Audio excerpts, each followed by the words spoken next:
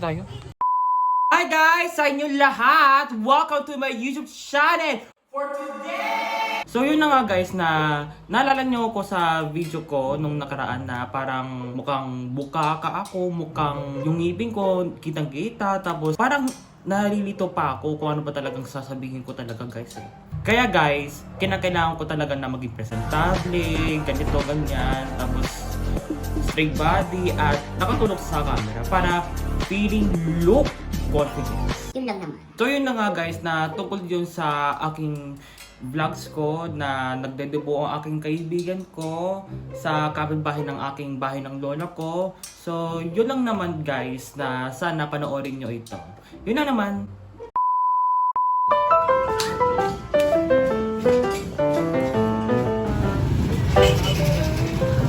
Ito ko lang paano mo.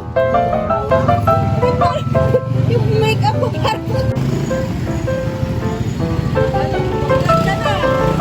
Hello? Sira pa yata. Amihan nga, tapos sa... So yun na nga po guys, So yun na nga po guys, nasa kotse na po kami, pumunta na po kami papuntang sa lugar na kung saan nagdedebo ang kaibigan kong babae for 18th birthday. Kaya hintayin nyo na lang guys, pupunta na kami. Yun lang. Yung nakaparada doon sa gilid ng pinto. Ng gate. Akala ko ikaw yun. Sabi ko pa doon sa bakit. 40.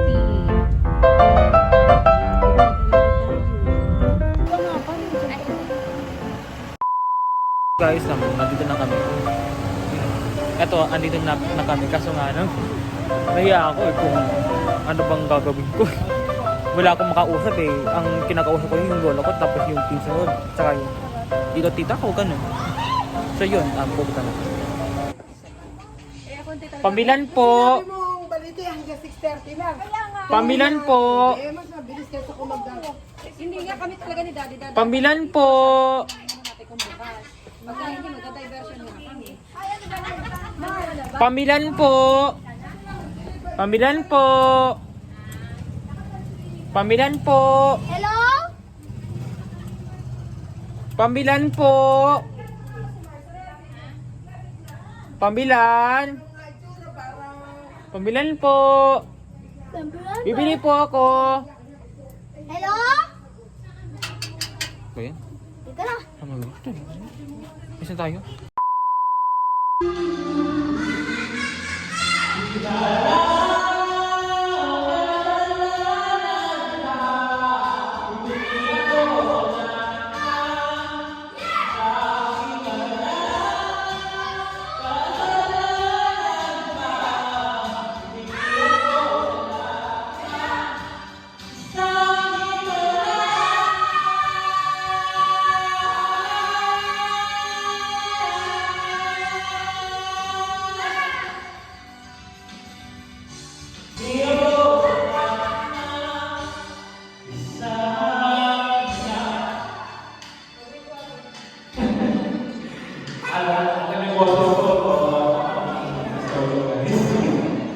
Sorry guys,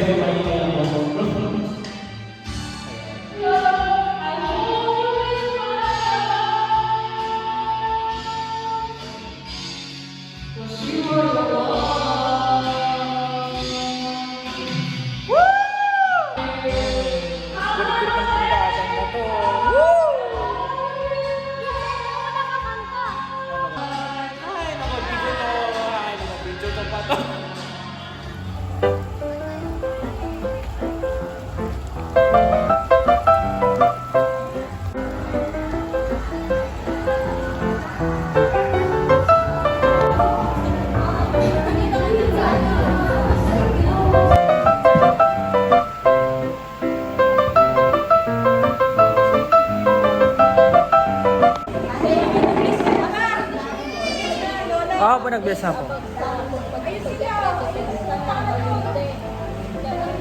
Ako hindi. Wala akong makausap guys. Baka siguro, harap-harap na ako ng mga kausap ko dito o yung pinsan ko. Yun lang. Kasi matapos lang po niya. Ayan lang. Kaso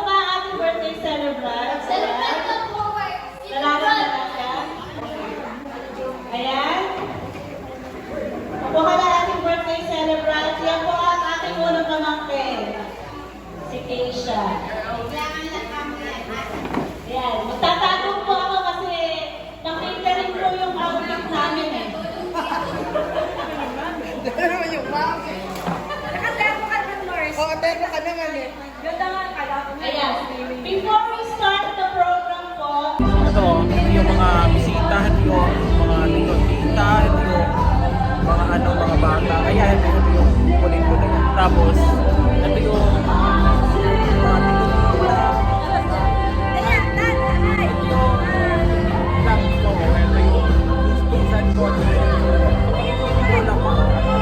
Kaya ito sa vlog. Ayaw pa naman mag-ayos sa vlog mo ba yan? Ayaw pa naman mag-ganupay. Ano ba yan? So, yun na nga guys na sinabi ko sa aking kaibigan ko na uwi na ako agad kasama ng aking ninang ko, pinsan ko, at syempre yung aking lola ko. Dahil lang sa aking gawain ko sa bahay.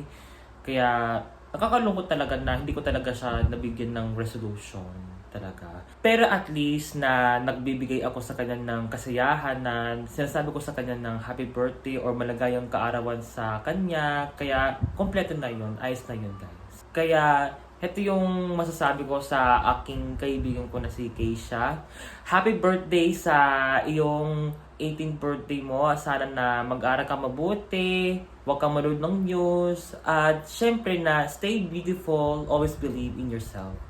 So, yun ang aking mga mapapayo ko sa aking mga kaibigan ko. At syempre rin sa kanyang pamilya na patuloy lang supportahan sa kanya. Lalo rin syempre na parinig sa kanyang mga pangarap niya. So, yun lang naman guys.